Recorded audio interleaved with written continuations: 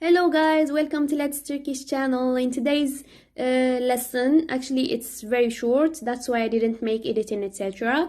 So today's lesson is about how to say me too, you too, etc. in Turkish. So this is very easy and very simple. So we just mention the personal pronoun and then we add de or da. Okay? So you are asking yourself, when do I put de and when do I put da?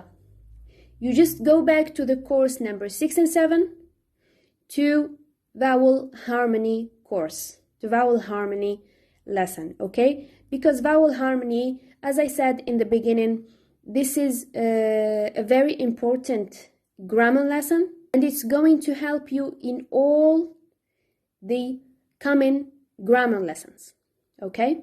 So, we have personal pronouns here, ben, sen, o, biz, siz, onlar, okay?